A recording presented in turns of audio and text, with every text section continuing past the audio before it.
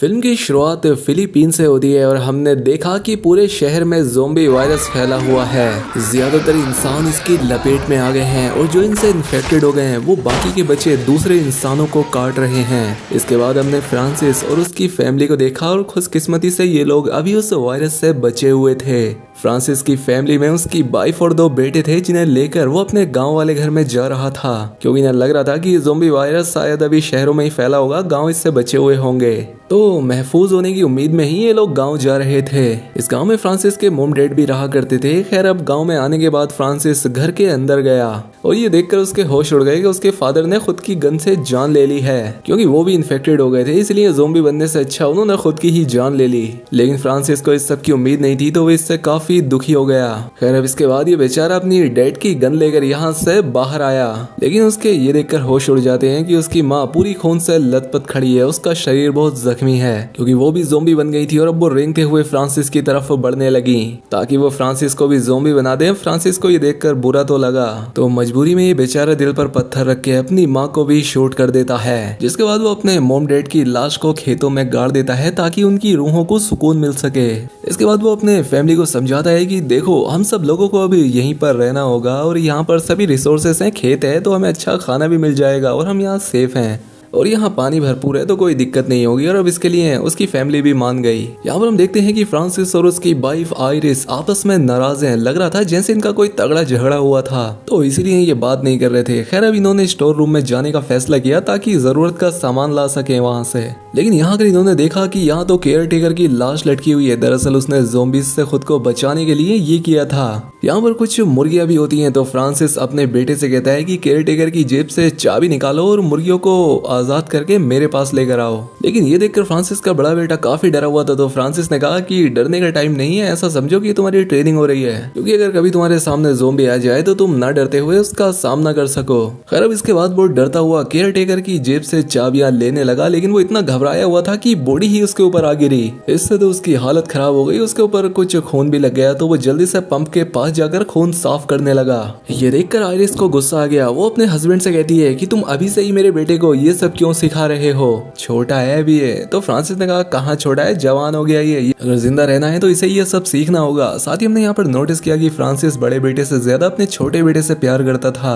लेकिन ऐसा क्यों था, वो दोनों बेटों में भेदभाव क्यों करता था, ये हमें जल्द पता लगने वाला है। शाम को सारे काम चेक करने के बाद फ्रांसिस और आइरिस बेसमेंट में गए और यहाँ अगर फ्रांसिस काफी घबरा जाता है। दरअसल उसके फादर बचपन में उसकी छोटी गलतियों पर उसे काफी कूटते थे और सारा दिन उसे बेसमेंट में कैद करके रखते। और इतने दिनों बाद यहाँ आने के बाद उसे फिर से पुरानी यादें आ गईं, जिसकी वजह से वो डर गया। लेकिन आइरिस ने उसे संभाल लिया। इसके बाद ये लोग खाना खाने बैठ गए। फ्रांसिस के बड़े बेटे ने कहा कि मेरे दोस्त ने मुझे एसएमएस किया था कि मैं अपने मॉम डैड के साथ पास ही के पहाड़ पर बने एक कैंप में जा रही हूँ। वो जगह एकदम सेफ है और वहाँ पर और भी बचे हुए लोग रह रहे हैं, तो हमें भी वहाँ चलना चाहिए। लेकिन फ्रांसिस ने ये बात सुनते ही झट से इनकार कर दिया। कहने लगा, नहीं, हम बिल्कुल वहाँ नहीं जाएंगे, क्योंकि वहाँ तो हमें ठीक से खाना पीना भी नहीं दिया जाएगा। और यहाँ देखो, हमारे पास खाने का सब कुछ है, ढेर लगे हुए हैं खाने के। लेकिन उसकी ये बात आइरिस को पसंद नहीं आती, क्योंकि वो खुद भी यहाँ नहीं रहना चाहती थी। खैर, अब रात में जब फ्रांसिस सो रहा था तो उसे उसके डैड के डरावने सपने आने लगे, जिसमें उसके डैड उसे बुरी तरह पीट रहे थे। तो इससे घबराकर उसकी आंख खुल गई। तो ये सब सोचकर उसने यहाँ से जाने का फैसला कर ही लिया। इस बारे में अपनी वाइफ को भी बताया।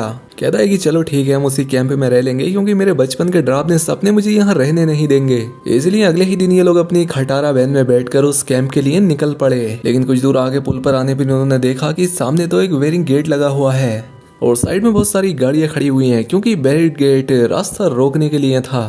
अवेयर इस गाड़ी से उतरकर रास्ता खोलने के लिए जाती है, लेकिन तभी एक खूंखार ज़ोंबी वहां आकर उस पर हमला करने की कोशिश करता है। ये देखकर फ्रांसिस तुरंत गन लेकर बाहर आया और ज़ोंबी को उड़ा दिया।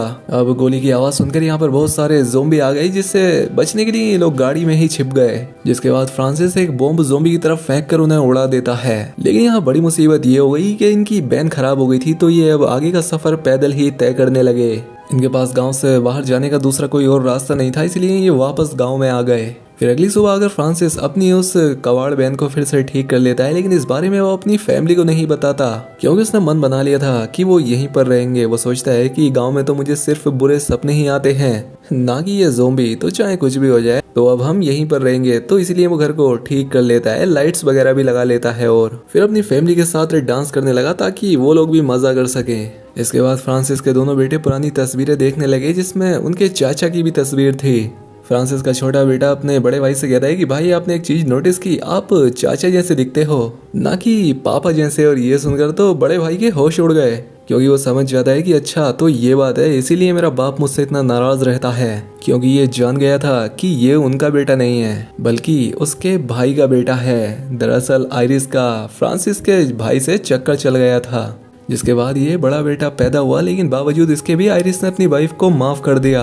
जिसके बाद उसने ही दोनों बच्चों को संभाला, लेकिन फिर भी बड़ा जो लड़का था वो इसका बेटा नहीं था, तो ये अक्सर उस पर गुस्सा निकालता था। लेकिन हाँ, फिर भी फ्रांसिस का मकसद उस बड़े लड़के को कोई चोट पहुंचाना नहीं था, बल्कि वो तो बाद में पछताता था कि यार मैं ये क्या कर रहा हूँ, क्यों कर रहा हूँ मैं ये। उस बेचारे को भी तो बाप की जरूरत है, तो मैं उसका अच्छे से ध्यान रखूंगा, उसकी जिम्मेदारी है आखिर मुझ पर। आइरिस जब बाहर जाता है तो उसे एक डॉग काट लेता है, जिसके बाद आइरिस उसकी पट्टी तो कर देती है, लेकिन वो कहती है कि हमें डॉक्टर के पास तो जाना होगा, कहीं ऐसा ना हो तुम्हें रेबीज हो जाए। जिस पर फ्रांसिस कहता है कि नहीं, उस डॉग के गले में पट्टा था जिसका मतलब वो पालतू है और ऐसे डॉग में रेबीज का वायरस नहीं होता, तो फिक्र मत करो तुम, कुछ नहीं होगा मुझे। जिसके बाद फ्रांसिस का बड़ा बेटा आकर उससे कहता है कि डैड मैं भी अपनी फैमिली के लिए कुछ करना चाहता हूँ ताकि मैं जरूरत पड़ने पर काम आ सकूं। जिस पर फ्रांसिस ने कहा कि बेटा अभी तुम छोटे हो और अगर तुम सच में कुछ करना चाहते हो और तुम अपनी फैमिली को बचा लोगे तो बताओ क्या तुम अपनी फैमिली को बचाने के लिए किसी की जान ले सकते हो। कहता है कि बिल्कुल पापा, मैं अपनी फैमिली को बचाने के लिए किसी की भी जान ले लूंगा। इसलिए फ्रांसिस उसे एक गन देकर सामने शूट करने को कहता है। उसका बेटा डरा हुआ था, लेकिन फ्रांसिस उसे और डराता है ताकि उसके अंदर का सारा डर निकल जाए। तभी यहाँ पर आइरिस और उसका छोटा बेटा भी आ गया। ये देखकर आइरिस ने अपने हस्बैंड से कहा, ये तुम क्या करवा रहे हो इससे, अभी वो ये सब करने के काबिल नहीं हुआ, तुम देख नहीं रहे वो कितना डरा हुआ है।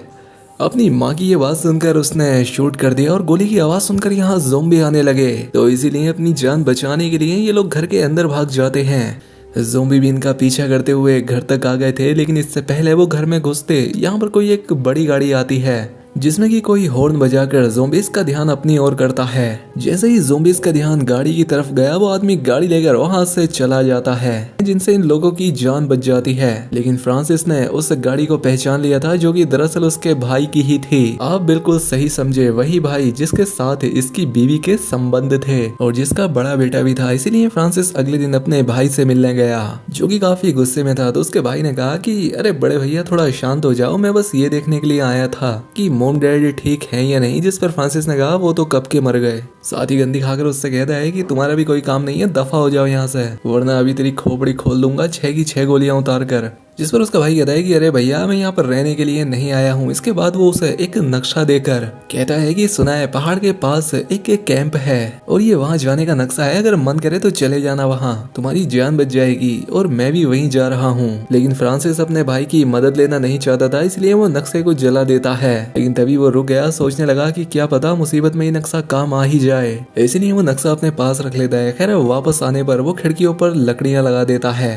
ताकि ज़ोंबी कतई भी अंदर ना आ सके। खैर अब इनका छोटा बेटा खेलते हुए बेसमेंट में चला गया, तभी उसे खिड़की से एक बूढ़ा ज़ोंबी दिखाई दिया, जिसे देखकर बच्चे की हालत खराब हो गई। लेकिन तभी आइरिस ने आकर उसे संभाल लिया और कहा कि बेटा बस ये एक बुढ़ा ज़ोंबी है और कमजोर भी है, तो इससे डरने की जरूरत नहीं है। अब फ्रांसिस ने उनकी ये बातें सुन ली थी, इसीलिए वो जाकर उस बूढ़े ज़ोंबी का सर ही अलग कर देता है। अब जब फ्रांसिस नहाने जा रहा था तभी उसका बड़ा बेटा यहाँ आ गया।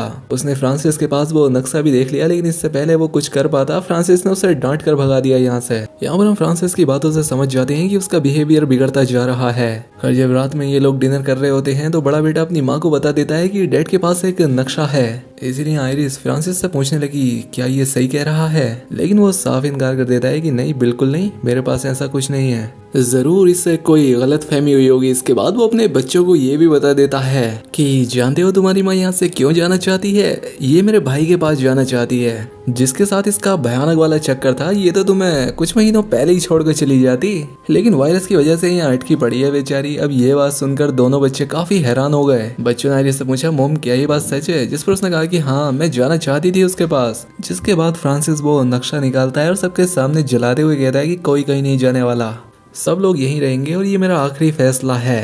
हालांकि आयरिस उसे ऐसा करने से रोकती भी है, लेकिन वो नहीं रुकता, पूरा नक्शा जला डालता है। फिर तो वो लकड़ी से मेन दरवाजा भी बंद कर देता है ताकि कोई बाहर जा ही ना सके, और बहाना मारता है कि बाहर ज़ोंबी घूम रहे हैं तो दरवाजा बंद करना ही ठीक रहेगा ताकि ज़ोंबी अंदर ना घुस जाएं। ये सुनते ही बड़े बेटे ने कहा कि डैड आप झूठ बोल रहे हैं, बाहर कोई ज़ोंबी नहीं है और आप हमें यहाँ पर कैद करके रखना चाहते हैं। अब ये सुनकर तो फ्रांसिस का खून खोल उठा और बड़े बेटे को एक थप्पड़ जड़ दिया। कहता है तेरी इतनी हिम्मत, तू बीच में बोला, और तू मेरी तो औलाद भी नहीं है, इसलिए तू बीच में नहीं बोल सकता। तभी दरवाजे पर एक जख्मी सोल्जर ने आकर खटखटाया। उसे मदद की जरूरत थी, लेकिन फ्रांसिस ने कहा कि चले जाओ यहाँ से। अब सोल्जर ज़ोंबीज़ का शिकार नहीं हुआ था, इसलिए बड़ा बेटा जबरदस्ती दरवाजा खोलकर सिपाही को अंदर ले लिया। सिपाही ने कहा कि मैं पहाड़ पर बने उस कैंप पर रहता हूँ, लेकिन आज वहाँ ज़ोंबीज़ का हमला हो गया जिससे पूरा कैंप तबाह हो गया। तभी एक आदमी गाड़ी लेकर वहाँ पहुंचा जिसने मुझे ज़ोंबीज़ से बचाया, और उसने मुझे इस घर का एड्रेस देते हुए, तुम वहाँ चले जाओ, वो मेरे भाई का घर है, तुम वहाँ आराम से रह सकते हो। और सच कहूँ तो वो बड़ा ही नेक इंसान था, और अब ना जाने वो जिंदा होगा भी या नहीं, वो फ्रांसिस के भाई को कह रहा था, क्योंकि मैं तो बचकर निकल गया था पर उसे ज़ोंबीज़ ने चारों तरफ से घेर लिया था। ये सुनकर आयरिस बहुत दुखी हो गई कि कहीं उसे कुछ हो न जाए, लेकिन फिर भी वो सोल्जर को इस घर में रहने की परमिशन दे देती है। फ्रांसिस ने कहा कि ठीक है तुम यहाँ रह सकते हो, लेकिन बेसमेंट में तुम मेरी फैमिली से दूर रहोगे, और इसके लिए वो मान भी गया। अब रात में बड़ा बेटा अपनी मोम के पास जाता है और रोते हुए कहता है कि मोम मैं जानता हूँ मैं फ्रांसिस का बेटा नहीं हूँ, इसलिए वो मुझसे प्यार नहीं करते, लेकिन मैं तो फ्रांसिस और बाकी सबसे प्यार करता हूँ, सबको अपनी फैमिली समझता हूँ। लेकिन मुझे लगता है कि यहाँ से बाहर जरूर कोई ऐसी जगह होगी जो कि सेफ हो, जहाँ हम आराम से रह सकें। तो मोम प्लीज मुझे बाहर जाने की परमिशन दे दीजिए ताकि मैं अपनी फैमिली को सेफ रख सकूं। लेकिन आयरिस इसके लिए तैयार नहीं होती, लेकिन वो बार बार जिद करता है तो आयरिस बेचारी क्या ही करती, वो मान गई और वो घर से भाग जाता है। अगली सुबह जब फ्रांसिस बड़े बेटे को घर में नहीं पाता तो वो उसे हर कहीं ढूंढने लगा कि न जाने कहाँ चला गया वो, लेकिन दरवाजे को जब उसने खुला पाया तो समझ गया कि वो यहाँ से भाग गया है। इसलिए वो बहुत ज्यादा गुस्सा हो गया, उसने एक हथौड़ा उठाया और उस जख्मी सिपाही की जान ले लेता है, जिसके बाद वो आयरिस को भी मारकर बेहोश कर देता है। और जब उसकी आंख खुली तो वो खुद को बेसमेंट में पाती है, जहाँ पर छोटा बेटा भी था, क्योंकि फ्रांसिस ने दोनों को ही यहाँ बंद कर दिया था, यानी कि वो और पागल हो गया है। तभी उसकी नजर उस कुत्ते पर पड़ी जिसने फ्रांसिस को काटा था, तो फ्रांसिस उस डॉग को मार देता है और उसका मांस खिलाने के लिए अपनी बीवी बच्चों के पास ले गया। लेकिन जब आयरिस ने उसे खाने से मना किया तो फ्रांसिस ने गुस्से में प्लेट ही पटक दी। प्लेट में चाकू था। जब वो ऊपर गया तो फ्रांसिस ने उसे छिपाने का सोचा ताकि उसकी मदद से वो खुद को आजाद कर ले, लेकिन बेचारी की किस्मत इतनी अच्छी नहीं थी, क्योंकि तभी फ्रांसिस भी उस चाकू को देख लेता है और उठाकर उसे अपने पास रख लिया और एक बार फिर से दोनों को बेसमेंट में बंद करके वहां से बाहर चला जाता है। लेकिन आयरिस ने एक प्लान बनाकर अपने बेटे को जोर से चीखने को कहा। उसके बेटे ने जैसे ही चीख मारी, आवाज सुनकर फ्रांसिस बेसमेंट में आ जाता है। उसके अंदर आते ही आयरिस उस पर हमला कर देती है और अपने बेटे को लेकर आराम से बाहर आ गई और फ्रांसिस को अंदर ही कैद कर देती है, जिसके बाद उसे अपने डैड के ख्याल आने लगे कि किस तरह से उसके डैड उस पर जुल्म किया करते थे, जिससे वो बहुत डर जाता है। जब आयरिस और उसका छोटा बेटा बेसमेंट से बाहर आते हैं तो तभी यहाँ पर फ्रांसिस का भाई आ गया जो कि अब ज़ोंबी था। वो इन दोनों पर हमला करने लगा तो ये दोनों अपनी जान बचाकर यहाँ से भागने लगे, लेकिन वो आयरिस को पकड़ लेता है। अपनी भाई की आवाज सुनकर फ्रांसिस को गुस्सा आने लगा। उसे लगता है कि कहीं ये मेरी फैमिली को ज़ोंबी ना बना दे, और जैसे उसका ज़ोंबी भाई आयरिस को काटने वाला होता है तभी बेसमेंट का दरवाजा तोड़कर आयरिस बाहर आ गया। वो अपने भाई पर हमला करके साइड करता है, जिसके बाद वो उसकी जान ले लेता है। तभी यहाँ पर रोता हुआ फ्रांसिस का बेटा आता है, क्योंकि उसके बाजू पर उसके भाई ने काट लिया था, यानी कि वो भी ज़ोंबी बन जाएगा। ये देखकर उसके पेरेंट्स घबरा गए कि ये क्या हो गया, अब हम क्या करेंगे। लेकिन आयरिस हिम्मत करके अपने बेटे का वो हाथ काट देती है ताकि वायरस आगे ना फैले, और उसके जख्म की पट्टी करके फ्रांसिस से कहती है कि वैन लेकर आओ जल्दी से, हमें इसे कहीं हॉस्पिटल ले जाना होगा। तो फ्रांसिस वैन लेने के लिए भागता है, लेकिन यहाँ पर उसका बड़ा बेटा जो गन लेकर खड़ा था वो फ्रांसिस को देख लेता है और उसे खून में लथपथ देख वो सोचता है कि डैड शायद पूरी तरह से पागल हो गए हैं और इन्होंने हमारी मोम को भी मार दिया है। तो इसीलिए वो फ्रांसिस पर गोली चला देता है। लेकिन जब वो फ्रांसिस के पास आया तो वो उसके गाल पर हाथ फेरते हुए कहता है कि मेरे बच्चे, मैंने हमेशा तुम्हें अपना बेटा माना है और कभी अगर मेरी वजह से तुम्हारा दिल दुखा हो तो मुझे माफ कर देना। जिससे इस बेवकूफ़ को भी अकल आ जाती है कि मैंने इन पर गोली चला के गलती कर दी है। कहता है कि डैड मुझे माफ़ कर दो, मुझसे अनजाने से ये हो गया। लेकिन अब फ्रांसिस जा चुका था। लेकिन इससे उसका बेटा टूट जाता है। वो काफ़ी दुखी हो गया कि ये मुझसे क्या हो गया। खैर अब वो बड़ा बेटा वैन लेकर घर की तरफ जाने लगता है, जहाँ पर घर पर आयरिस फ्रांसिस के आने का इंतजार कर रही थी। लेकिन उसे क्या पता था कि अब वो तो मर चुका है। अब इस बेचारी के लिए ना तो फ्रांसिस बचा था और ना ही उसका भाई जो कि इसकी देखभाल करता। इसलिए अब सारी जिम्मेदारी आयरिस पर थी, जहाँ पर ये बेचारी अब अकेले ही अपने बच्चों को आगे पालने वाली है, वो भी ऐसे वक्त में जब हर कहीं ज़ोंबी वायरस फैला हुआ है। और अब इनका आगे का सफर हम इस फिल्म के अगले पार्ट में देखेंगे। तब तक दोस्तों वीडियो कैसी लगी हमें कमेंट करके बताएं। चैनल पर पहली बार हैं तो सब्सक्राइब भी कर लें। मिलते हैं अगली शानदार वीडियो में।